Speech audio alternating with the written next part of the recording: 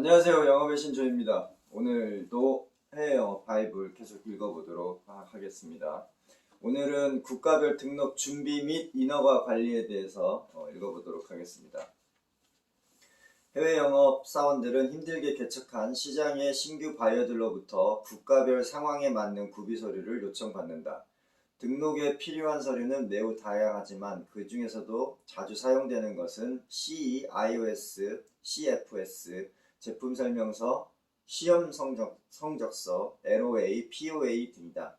시장별로 살펴보도록 하자. 베트남은 CE, iOS 13485, FSC, 자유 판매 증명서입니다. LOA 등 4개의 기본 문서와 필요에 따라서는 각종 테스트 리포트, 시험 검사서를 요구받는다.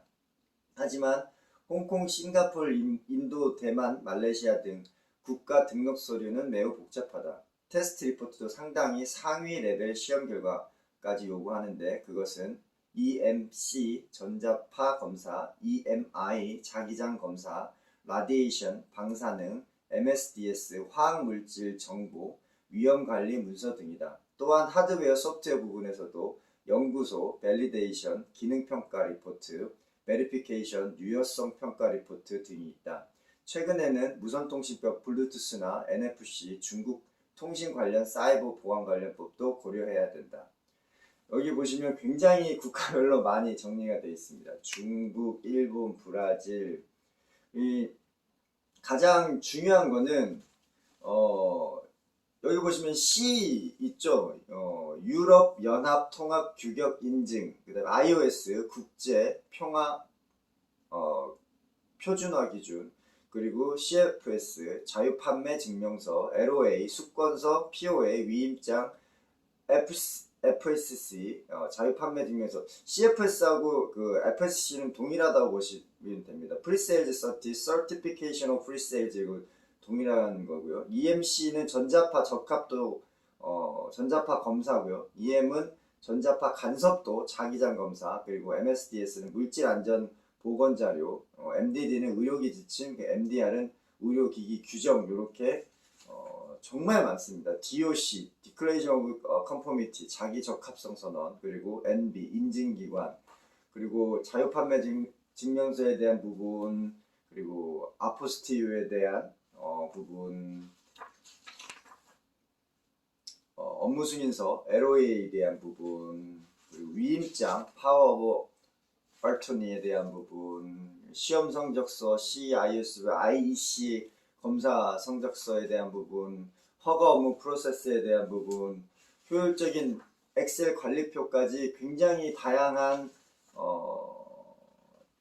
제출 서류를 여기 다 정리해 놓았습니다. 그래서 여러분 한번 천천히 보시고, 여기서 가장 중요한 포인트는 뭐냐면 이거를 국가별로 완벽하게 다 사전에 준비해 놓을 수는 없습니다. 왜냐면 그 규제 기관 수입 통관하는 규제 기관 수입국이죠.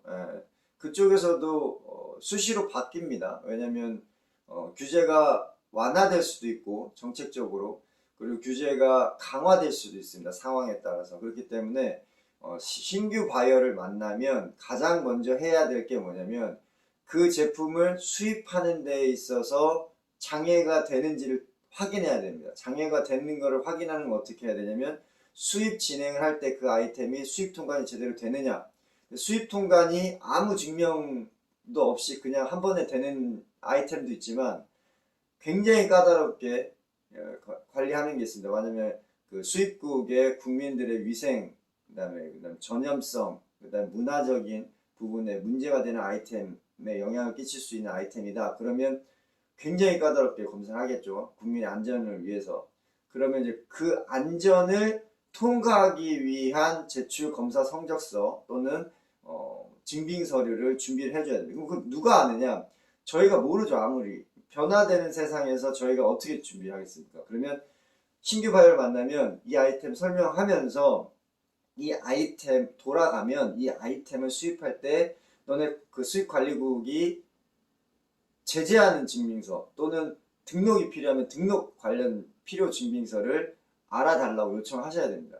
그러면 그거를 요청받게 되면 그거를 바이어 대리점 사장이 확인을 해서 관리국에 리스트를 쭉 많게는 16개, 17개, 적게는 뭐 8개, 9개, 그 다음에 정말 심플하게 한 4개 이렇게 됩니다. 그러면 그런 거를 우리가 준비를 해가지고 줘야지. 만약에 열심히 설명해가지고 물건 다 계약해가지고 보냈는데 수입하는 바이어가 수입할 때 수입 통과할 때 걸려버린다. 그러면 다시 반품돼서 들어와야 됩니다. 그렇기 때문에 굉장히 큰 사고가 발생되기 때문에 미연에 방지하기 위해서는 처음부터 시작할 때부터 수출하고자 하는 아이템, 수입하고자 하는 국가 시장에 어떤 수입관리국에서 이 아이템에 대해서 규제를 하고 있는지 확인하시고 그 확인한 내용을 미리 준비하셔가지고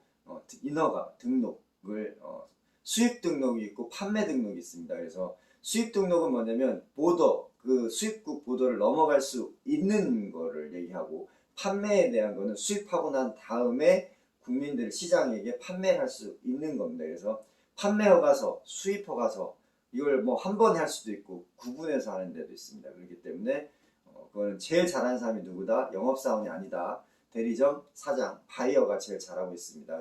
그 바이어는 다 아느냐? 아니죠. 현장에 대한 변화된 규정 규칙은 수입관리국 또는 관리 대상 기관에 여쭤봐야 되겠죠. 그래서 이렇게 순차적으로 준비를 하시면 계약도 잘 하시고 수금도 잘 받고 그리고 잘 보내시고 잘 수입하시고 잘 판매하실 수 있습니다. 거기에 대한 모든 상세한 내용은 지금 여기 섹션 5 5.1에서부터 쭉 있습니다. 5.2.4, 5.2.7 읽어보시면 도움을 받으실 수 있을 것 같습니다. 자, 오늘은 꺾이는 수요일입니다. 월요일, 화요일 고생 많으셨고 오늘도 파이팅 하시기 바랍니다. 영어신주였습니다. 마치겠습니다.